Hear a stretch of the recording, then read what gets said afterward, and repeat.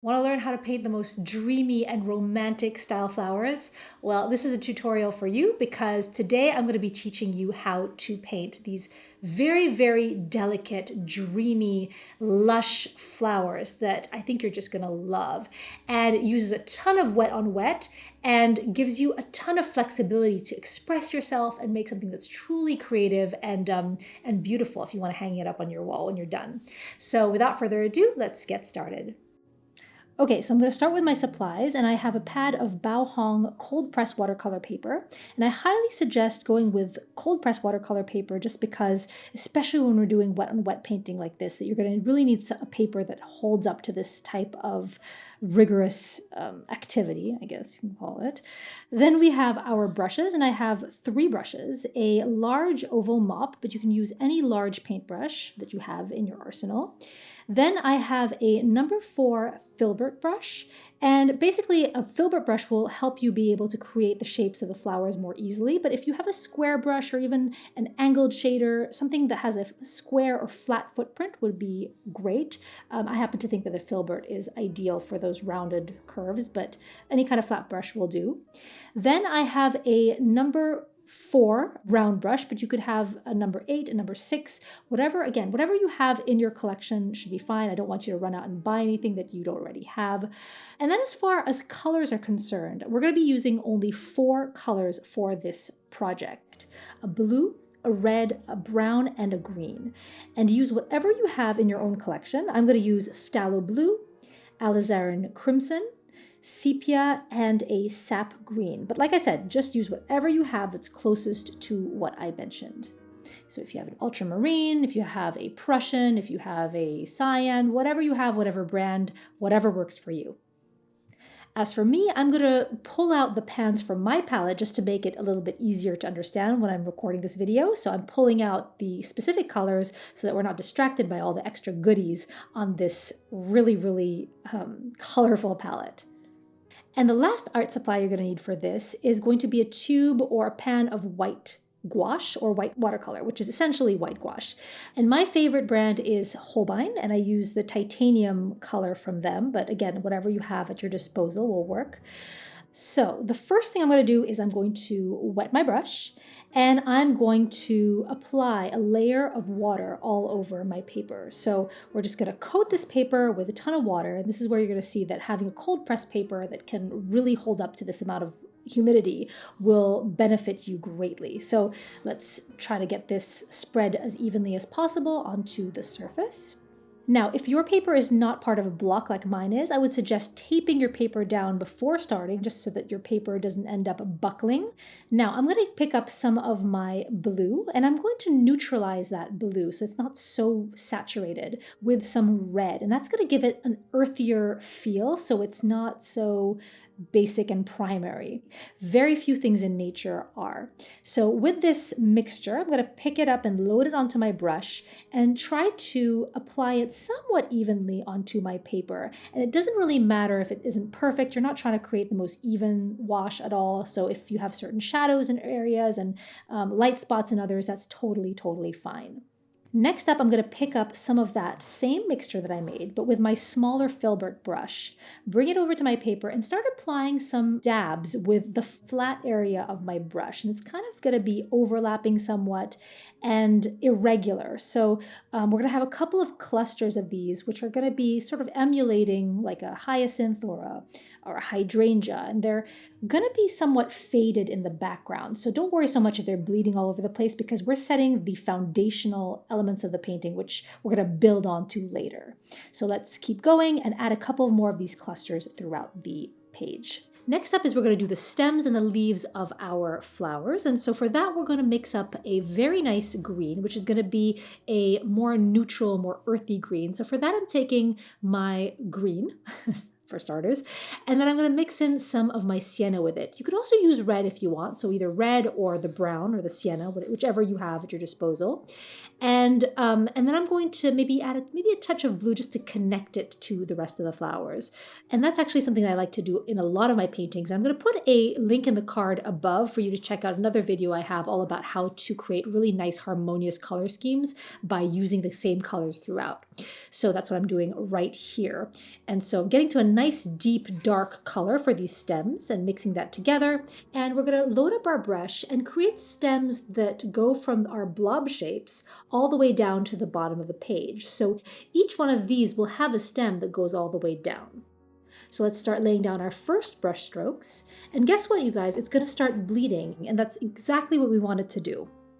So let's connect this central stem all the way down to the bottom, and then start building in some leaves by pressing down our filbert brush and creating these sort of actually very similar bunches as we did for the flowers. So let's do a couple of them all around, and we're going to vary them in size and shape, knowing very well that they're going to bleed and create this very blurry, soft focus effect that we're going to layer onto afterwards.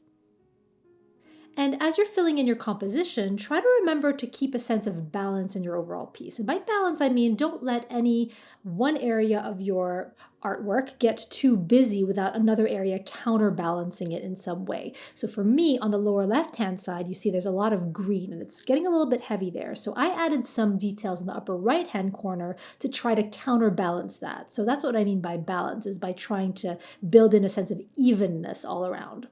And so far, this kind of looks like a big hot mess, but don't worry, it's going to make sense once we get to the next layers. So now I'm going to step away and allow it to dry. And if you're in a place with a high humidity environment, then I would suggest using a hairdryer to dry this one layer before moving on to the next step.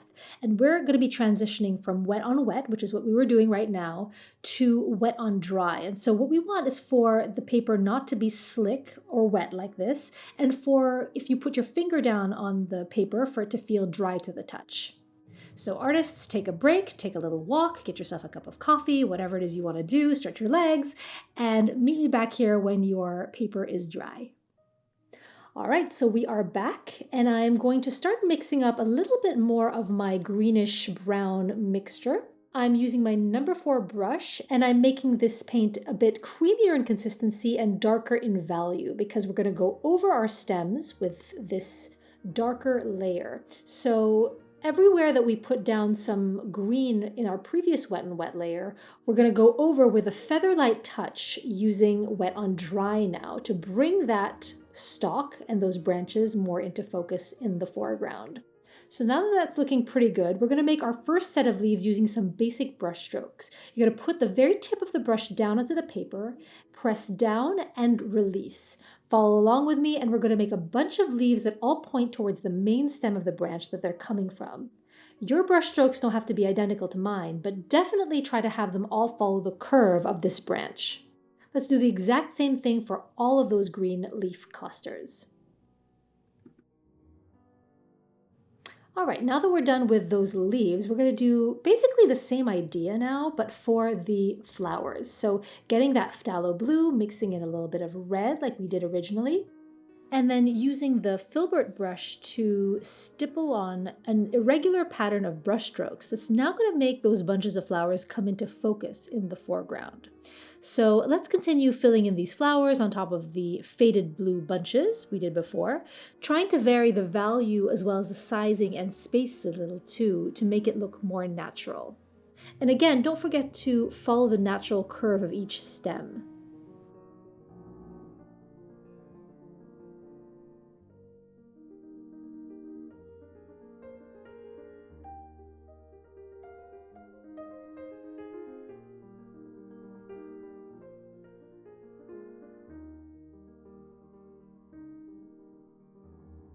So now we're at the part where we add the peonies, and before you get all anxious and stressed out about painting peonies, because let's face it, they get a bit of a bad rap of being hard to draw and paint, Don't worry, we're going to break it down together and make them very simple to follow along. So let's grab our white gouache, and I have my Holbein titanium white, and I'm going to squeeze a generous amount on this little dish right here that I have.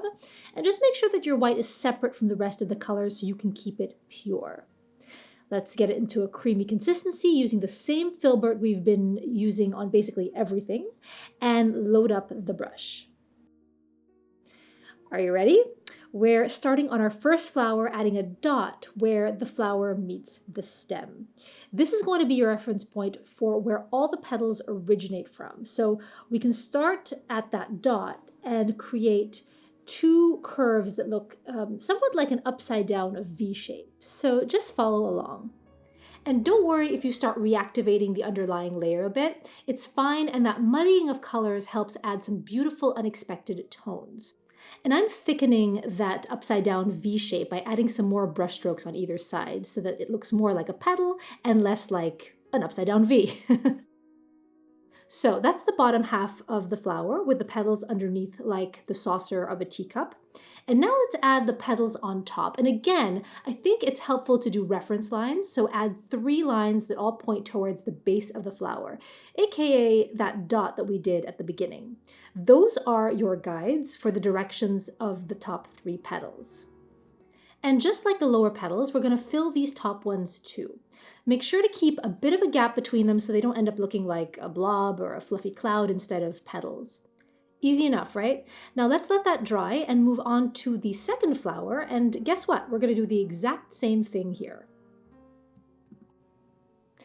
And you guys, if you are enjoying this tutorial so far, don't forget to hit the like button and also to subscribe if you haven't already, because it really helps to let YouTube know that this is good content and to show me some love. All right, so these peonies, I think we need to let them dry first before we proceed to the next step. So I'm going to wash my brush and we're going to go back to our dark green and start filling in, now that we know where these large flowers are, some of the negative space surrounding them. So I'm being very light-handed with this, and the key here is less is more because we don't want to get too much. So it's really a balance between darker values and lighter values and not overcrowding it. So use your best judgment, and this is a part where you can just, bring your own flair and your own personality to the table with your unique brush and leaf shapes, and make it your own and let your personality shine through. All right, my flower petals are looking dry, so we are coming back to peony land, and I'm loading up my filbert brush with some gouache, and I'm talking buttery straight out of the tube with just a drop of water type consistency. And with this, I'm going to define the edges of those top petals that I did just moments ago to give them a harder edge and for them to start coming more forward and look more like a flower and less like I don't know, a Q-tip? I don't know. But just giving them that harder edge on the tips of those petals. So let's do that for both flowers. And artists, if you're having a hard time building the opacity of these edges, then I would recommend waiting for those layers to dry and then coming back to it a second or even a third time to get that opacity on the very, very tips of your petals. Leave the center of your petals as is though, because it just looks more natural that way, not to have them all be like bone white, but the tips of them you can really go to town with and build up that opacity. So while that's drying, we're gonna switch gears real quick and build in some really subtle shading. So grab your bluish red color that we used elsewhere on the painting, and you don't have to be exact with that color, by the way. Some variation is fine. We're going to start at the base of the flower, where we had that white reference dot at the beginning, and we're going to pull that blue upwards towards the edges of the petals. And this is what's going to give us that really cool dimension and make the flowers look more 3D. So let's do that for this first flower and then repeat the same thing on the second. All right, so now we have what looks like 2 blurry flowers with blue blobs in the middle. Now let's allow that to dry fully before proceeding with the next steps. So I'm gonna go refill my coffee and come back when this is dry, and you'll notice that there's a lot of stop and go here, and that's because we're doing a lot of wet work. So meet me here when you are, not you are dry, but when your painting is dry. All right, we're back for what will be our next layer of petals, and I'm going to squeeze some more gouache onto my palette. artists, fresh gouache tends to be better to achieve more opaque finishes. So the fresher the paint and the more buttery the texture, the more likely it is to be able to stay opaque once it reaches your paper. What I'm going to do now is add a row of petals on top of the blue shading we just did. And before you start, just do me a favor and double check that your paper is completely dry first. We want those petals to be crisp and not to bleed. So we're going to take this upside down V shape and mirror it above. And we're going to have one petal going this way and another one going that way. And those petals are going to meet right again where the base of that flower is, where the stem meets the flower. So I'm going to create a little guideline here for you to see what I'm talking about. So one petal right there. And then another petal, and these are shorter petals, by the way. So they're in front and they are in the center, and they're creating a more closed off kind of cup shape. So these petals are actually the ones that are closest to the center, not the ones that are like splaying outwards. They're also the ones that are closest to the viewer, so they're not as blurry as the rest. So let's fill in these petals, and I'm making these petals slightly smaller than the rest of them, and that's to retain some of that beautiful shading that's going on beneath on those lower two petals. So let's fill those in and try to get it to be, somewhat, well, not even, because nothing in nature is truly symmetrical or even, but we do want to get them to be a little bit more filled in so it actually feels like a petal. And you guessed right, we're going to rinse and repeat for the second flower, doing the exact same thing here. And feel free to add some more layering to the edges of all your petals as you see fit, because it will really depend on the brand and shade of white gouache you have, since some of them are more opaque than others. So you might have to go over it a couple of times to get your petals to pop and to stand out. You can also grab a little more of that blue and slowly build up in the areas that have the shadows. So if you want to build a little bit more definition or get those shadows to be more visible, and for me, I wanted to have a bit more of that blue shadow underneath that central cluster of flowers. So that's what I'm going to do.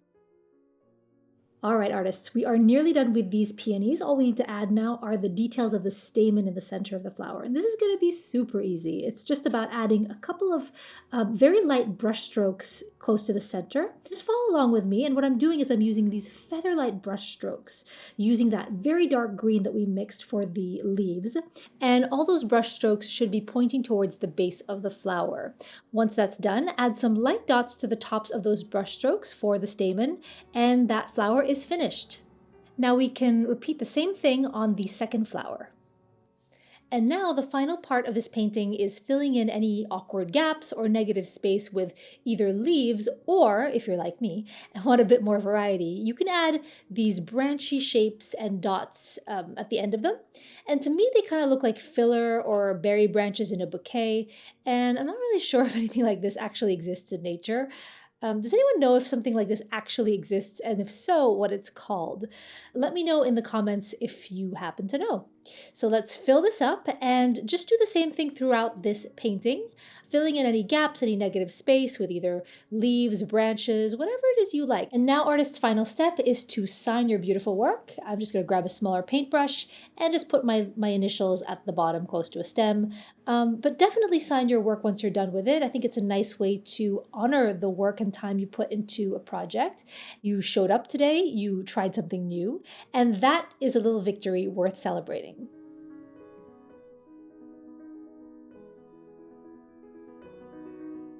So I hope you enjoyed this video, and let me know in the comments below if you enjoyed this very loose, watery, kind of blendy, blurry kind of style. And let me know also in the comments if there are any other tutorials, any specific flowers you want to see, because I would love to do more tutorials about florals, but ones that you guys are looking to learn about. So again, thank you so much for watching, and I will see you next week.